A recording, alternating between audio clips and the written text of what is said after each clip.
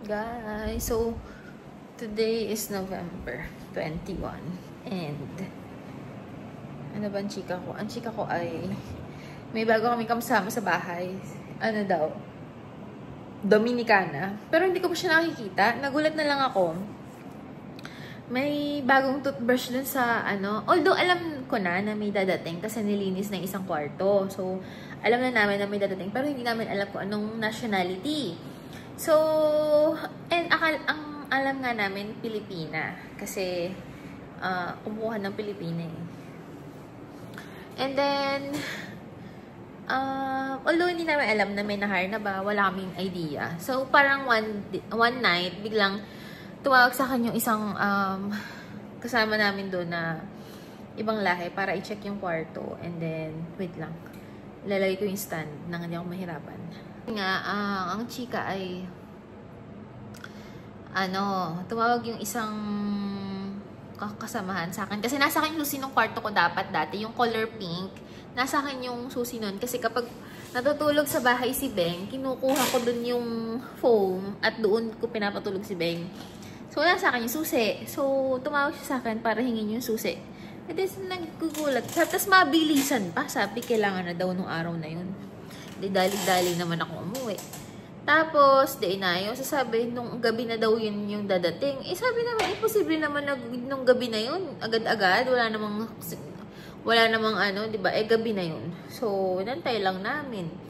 Wala rin naman. Hanggang sa, nung isang gabi, pumasok si Mimo doon sa kwarto. Sabi ko, ba't bukas ito yung pala si Mimo pumasok doon? Nung binuksan ko, may mga maleta. Akala ko, maleta lang nila Ate Irene or ni Telma. Parang nilagay lang doon. Yan, mga ganyan. So, inan ako, binaliwala ako. Sinantok pa ako noon, 1 AM na yun. Nag-CR lang ako eh. Tapos kagabi, nag-CR ako, may toothbrush na doon sa banyo. Siya, tinanong ko si Ate Irene.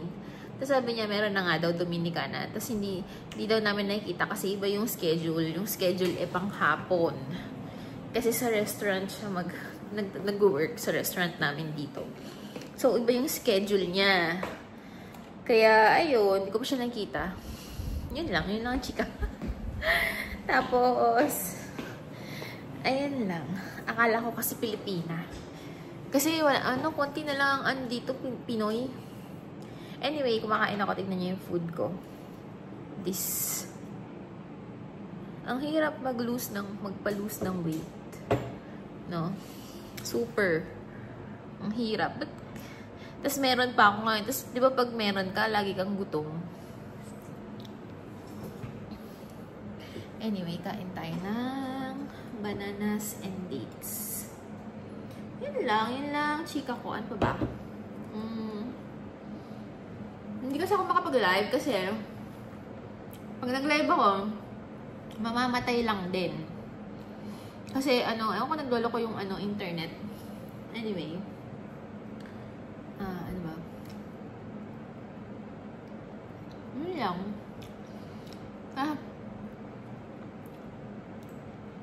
Ano bang pwede ko isika? Wala akong masika. Teka, papatayin ko muna. Mag-iisip akong topic. Alam ko na. Nanonood kasi ako kanina. Ang ganda kasi ni Atisa Manalo, di ba? Yung candidate, yung representative ng Philippines sa Miss Universe. Ang ganda niya. Sobrang ganda niya. And para siyang, Malaka trio na din siya, di ba? Tapos, di pala siya nanalo. Sabi na nga, ganun lagi eh. Yung pag-feeling mo, panalo na, hindi pa mananalo. Tapos, hindi talaga ako nanood ng buo na nakikita ko lang yung mga clips, ganyan. Tapos, di ba ang nanalo si Miss Mexico? Although hindi ko siya sure. Pero nakita ko sa TikTok, ang daming video yung binubu siya. Hindi ko alam kung siya yung binubu or yung mga judges. Kasi may nakita din ako doon, parang sabi, nung lumabas na yung mga judges, binubu sila. Ganyan. Kasi daw, nakikita ko lang naman yung mga post sa TikTok or sa social media na kung sino pa daw yung dalawang may pinakapangit yung answer sa Q&A, yun pa daw yung nanalo. Tapos, kung sino daw yung pinakamaganda. Si Ivory Coast kasi yung Ivory Coast yun, diba? Si Basta yun, hirap bigkasin. Ivory Coast yun, di ba, in English. Si Ivory Coast kasi, ang galing, ang ganda ng answer niya, di ba? Ang tali-talino niyang sumagot. Ayun lang. Pero ang ganda ng gown ni Atisa, no? Anyway, mga kasing ko, sana okay lang kayong lahat. And namimiss ko na kayo. Hindi ako makapag-live kasi may sira yung internet. Honestly, sa lahat ng social media namin dito, naglo-loading siya. FB, WhatsApp, ganyan. And 1 week nang ganon yung ikot. Ang bagal. Kahit nandito na ako sa office, ang bagal pa din. Tapos, di ba, nag-try ako mag-live, ayaw naman mag-connect. Ayun.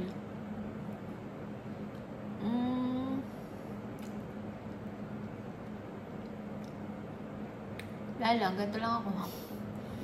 Ganito lang ako, 150 na. As may work na naman ng 4, everyday, ulit-ulit, walang mapuntahan. Alam niyo yung feeling na okay naman ako dito, nakakaipon ako. Kasi libre yung tirahan, libre lahat. Pero minsan naisip ko, ayoko na, gusto ko na mag-resign. Sa Pilipinas na lang ako, mag-work from home na lang ako. Kaya lang, alam niya naman sa Pilipinas, parang gripo yung pera, di ba? Konting kiwot mo, magbabayad ka. Samantalang dito, libre ako lahat. So, alam niyo yun, hati ako 50-50. 50% na gusto ko na umuwi sa Pilipinas kasi una-una, single ako. So, parang, alam niyo yun, single ako, tapos, yung ang dami kong gustong gawin, hindi naman mag-jowa, hindi makahanap ng jowa, hindi yun. Yung parang ang dami kong pwedeng gawin, like, bawa, pumunta ng mga derma, magpa-IPL, or ganyan, para self-care. Kasi wala naman ganun dito eh. Tapos, mag-travel, kung kailan ko gusto, ganyan. Kaya lang, syempre, kailangan ko magtrabaho din doon, di ba? So, 50% nahahati ako, at 50% naman, hindi, magstay ako dito. Kasi nga, dito, mabilis ako nakakaipon. Parang, kasi yung ginagastos ko dito, allowance. Pwera pa yung sahod namin. So, alam niyo, mabilis ako nakakaipon pag nandito ako. Although, wala naman akong parang walang magawa. Kita nyo, ulit-ulit lang yung routine everyday, Saturday, Sunday, same. Same people, same ng resto, lahat the same. So, wala kang mapuntahan na cafe, wala kang mapuntahan na mall, walang mabili, alam niyo yun.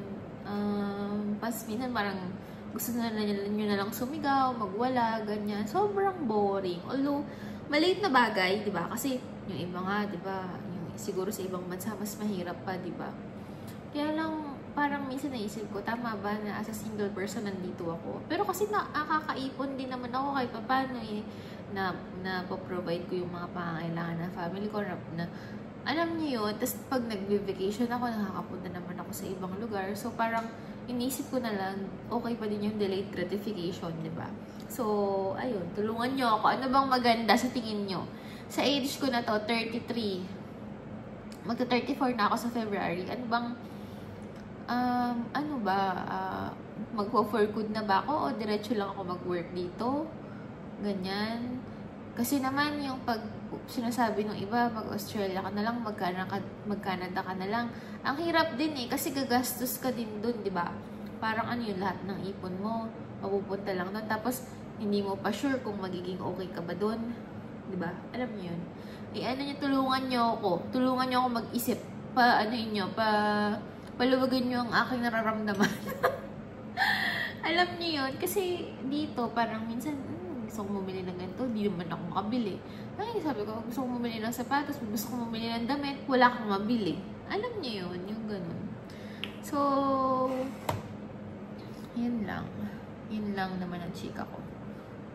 I-end ko na tong video na to, mga kasingko, and magkita-kita ulit tayo sa next video. And thank you so much sa mga nanonood. I love you all. Love you so much.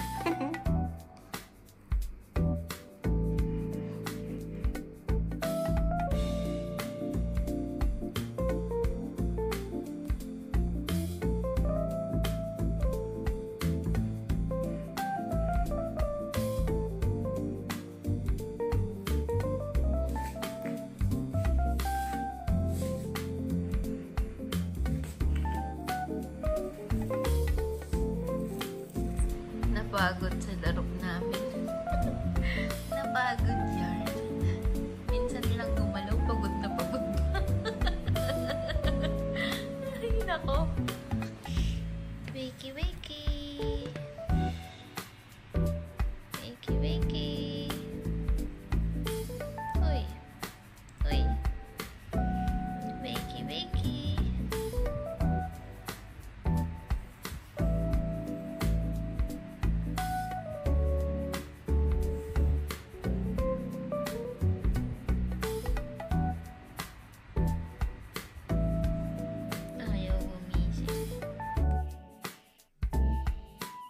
Wake up. Wake up. Wake up. Wake up. Wake up. Wake up. Wake up na.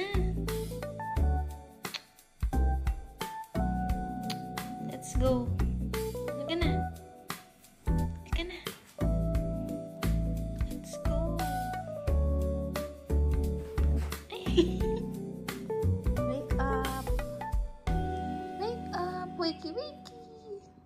Wakey. Let's go. Let's go.